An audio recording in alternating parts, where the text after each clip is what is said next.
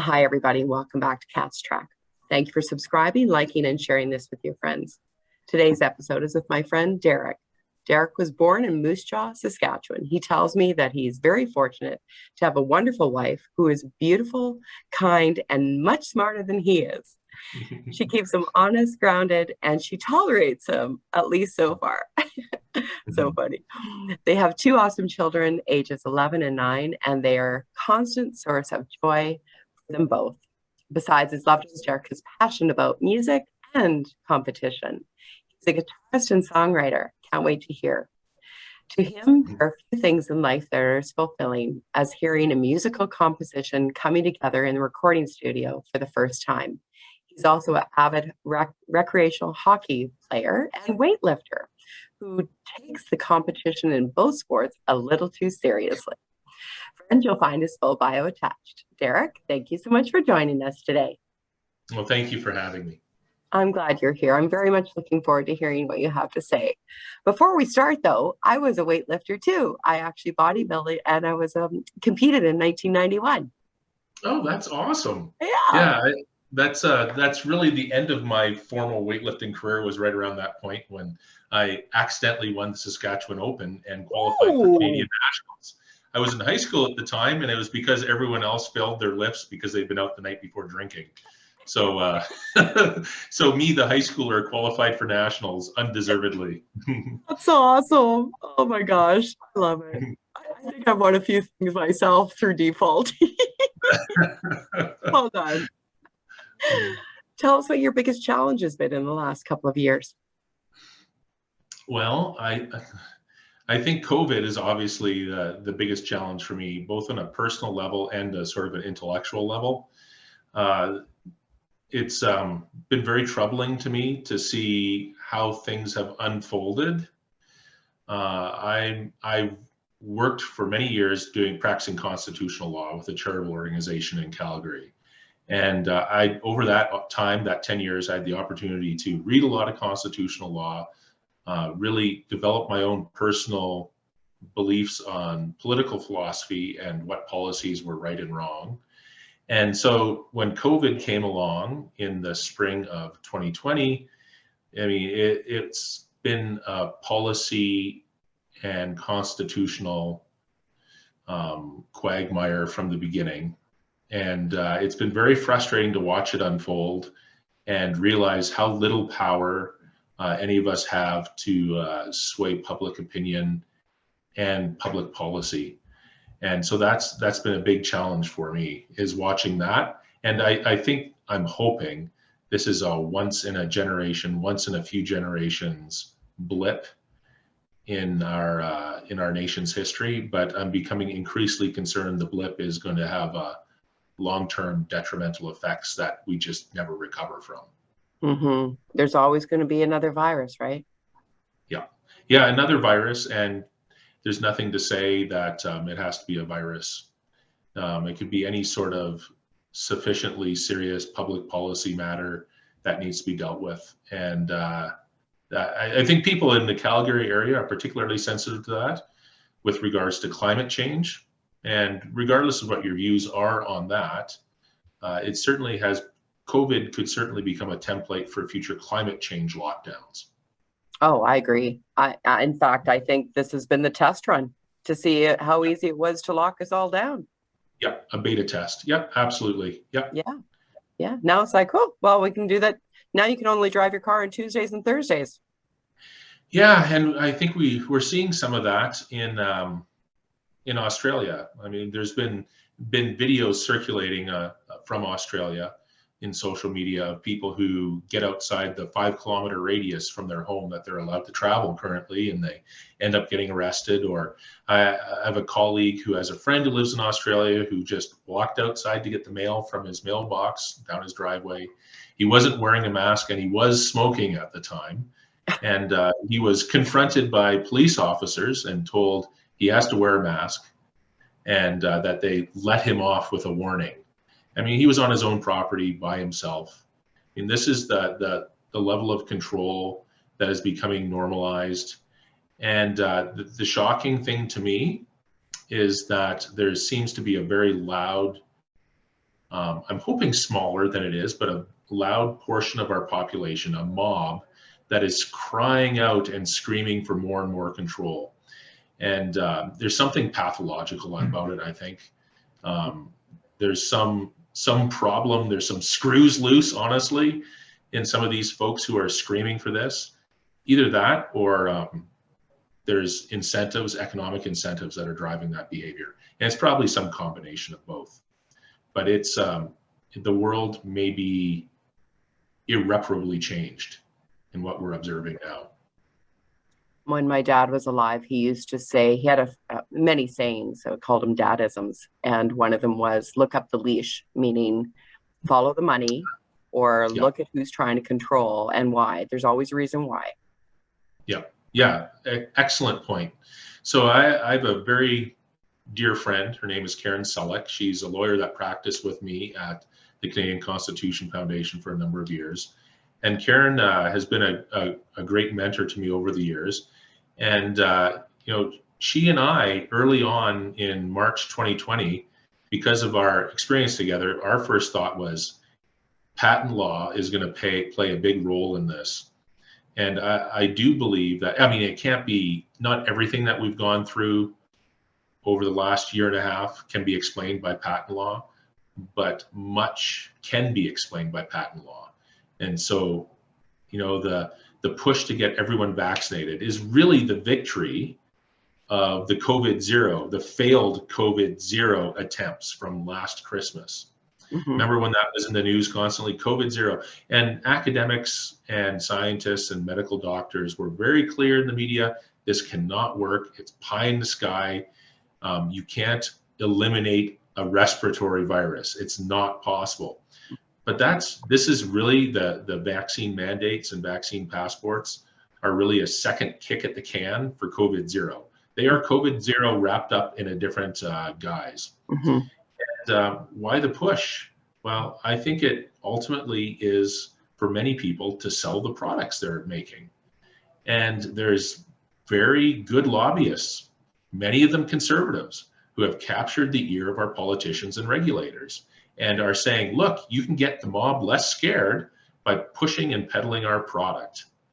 And so even good conservative, make of that what you will, politicians have had their ear captured by these pharmaceutical interests who are positioning themselves as the answer to the problem.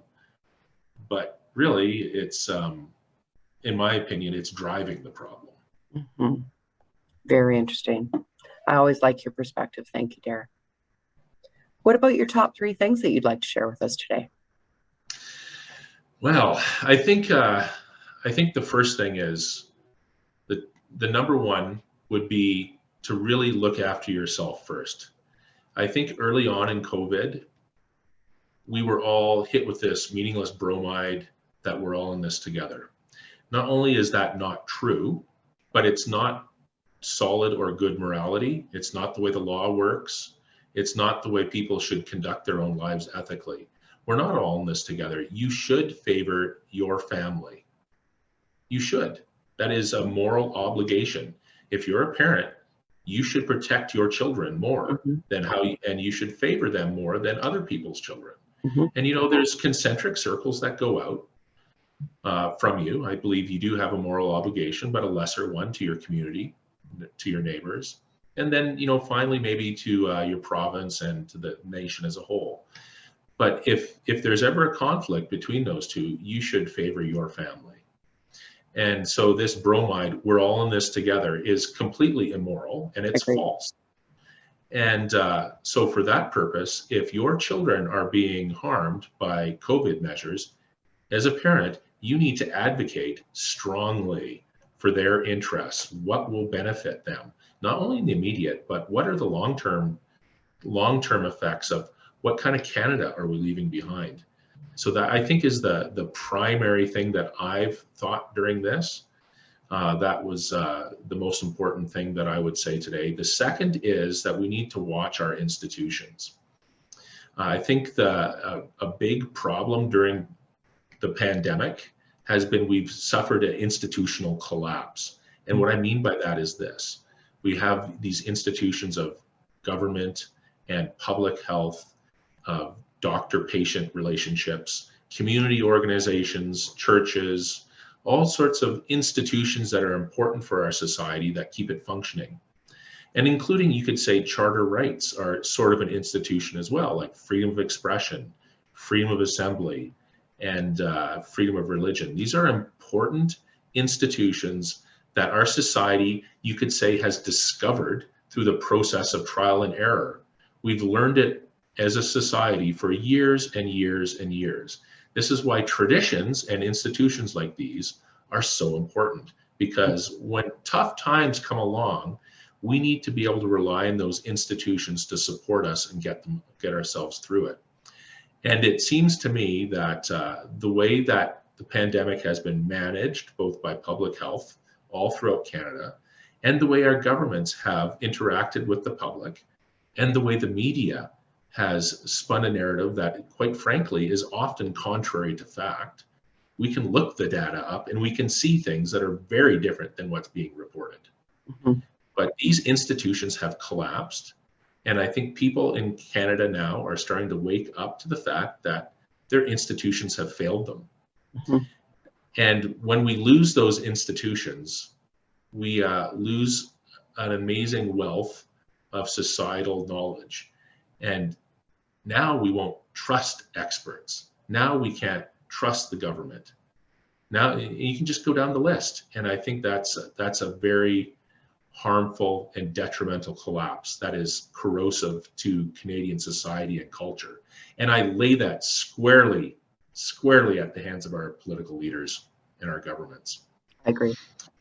And then the last one, I think, is that I've always been sort of worried about what I'm going to say, but I think we've seen it metastasize and grow exponentially in the last few months. In my constitutional practice, I was always concerned about judges making up law, or worse yet, I think, is when judges ignore the law and won't enforce it. So we might have a situation where somebody says something that's really unpopular in public, and it's a case, can the government restrict speech? Well, when we're dealing with a case like that, judges have a hard job. They have to balance, they're tasked with the job of balancing competing interests, and they have to come up with something palatable that will solve the problem and work for future generations. It's not an easy task. Yeah. And so often I would find myself criticizing judges for not upholding freedom of expression. And that's actually an abdication of the role, in my view. That's the most common thing that happens with courts is there's a clear rule in the law, and for whatever reason, a judge doesn't want to stick his or her neck out and vindicate the individual's rights against the state. So that sort of like making things up on the fly has been harmful for a long time. But now we've seen that grow exponentially. We've seen that sort of lawlessness, that not respecting the law, not enforcing the law. We've seen that grow enormously in the last 18 months. So now, quite frankly, in 2016, it would be unthinkable in this country to talk about mandating vaccines. It would quite clearly, I have no uncertainty about this, quite clearly be a constitutional violation and struck down by every court. Mm-hmm. Will that happen now? I don't know. It hasn't been tried, but I'm less certain. In fact, if you go to the Government of Canada's website, about this time last year, you could find a memo written regarding mandated vaccines. In the memo, it very clearly says the Constitution of Canada prevents the Government of Canada from mandating vaccinations. Well, my understanding is that that memo has now been scrubbed from the website. I'm sure. The armed forces had a similar memo that was there, assuring that members of the armed services in Canada could not be forced to take any particular vaccination. That has now been disappeared. And that happened between August 13th and today of this summer. So there is a grand rewriting of history that's going on. And so I'm not convinced that the law that was settled and clear and by the government's own admission in 2016 is the same law that would be applied 5 years later in 2021. Mm-hmm. And to me, that's an indication of lawlessness. Mm-hmm. And it's lawlessness in the sense that we now have a state that is willing to ignore the law. And it's not between individual citizens. Me and my neighbors, we still get along. My friends in my community where I live, there's no friction. There's no lawlessness there. It's from the state. It's that vertical lawlessness that I'm very concerned about, where we have governments that are going to be imposing vaccine passports very soon, and some already have. And, you know, it's that's, to me, is an indication of lawlessness. And once you're in that state, you can't predict the future. The rule of law is no longer applicable. And we can't rely on the past for predicting the future. And so we end up in this confusing morass of an ongoing now. There's no past, there's no future, there is only the immediate. And that is a very troubling place to be when the institutions have collapsed and we have this sort of lawlessness going on. Fortunately, there's not tanks in the streets and other such things, but the difference between us and Australia is not a matter of kind, it's a matter of degrees. Mm-hmm. And I would like to point out that currently Australia is coming out of their winter season. And they're on a different Hope-Simpson curve for respiratory viral infection. We're headed into our peak seasons. Mm-hmm. And if it's a matter of degrees, not of kind, there is no principled reason to expect different results than Australia's here in Canada. Mm-hmm. And lawlessness will increase, and I think civil unrest will increase. And as a lawyer who likes the rule of law and likes predictability, to me, that's harmful for everybody. Agreed. Thank you, Derek. Thank you for sharing your very important views today. I really appreciate it. What do you see on the horizon? Well, I've been wrong every step of the way, so I've tried. I try not to predict anymore. When it all came about, my thoughts were that, you know what, this pandemic's gonna peter out, because I could see very early on, like even before we had lockdowns here in Alberta, which I think was March 19th, 2020, mm-hmm. I had already looked at the data coming from the Princess Cruise Line and from Italy. It became very apparent to me that there's one demographic that seems to be hit hardest from this. And what we needed to do was find a way to protect that demographic. Mm-hmm. And so, I mean, it's older folks with comorbidities. Yeah. I mean, it's no joke. I mean, the last I saw, my kids who are less than 25, so they fit into this category. If you're less than 25, you have a 1 in 275,000 chance of dying from COVID. So that's 1 in more than 250,000. Well, if you look at the actuarial tables from in America, that's actually 12 times less likely than someone in that group falling down the stairs and being killed. Mm-hmm. So we are punishing young people for something that they can neither be the cause of, they're not the solution for it, but yet we're willing to, for political purposes, governments are willing to make it look like they're doing something mm-hmm. to protect people. So they're going to punish kids. And I really hope the kids remember this and are very bitter when I'm old. And they are. And I do not blame them. Mm-hmm. I want my pound of flesh on behalf of my children, mm-hmm. and I will make extraordinary efforts to use the courts to do that. But at the same time, my kids, I feel like they've borne a disproportionate burden. It's going to impact their lives, potentially their whole lives. 100%. And it was sad to say, it was probably for nothing in their case. Mm-hmm. I look forward to Malcolm Gladwell's next book, if you've not read Talking with Strangers, it's a great layup for what's coming. I'll have to look into that. That sounds very interesting. You'll like it, Derek.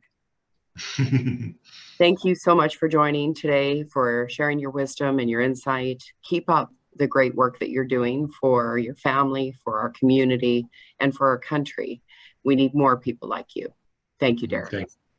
Thank you very much. Everyone, thanks for joining on Cats Track, and we'll see you next time.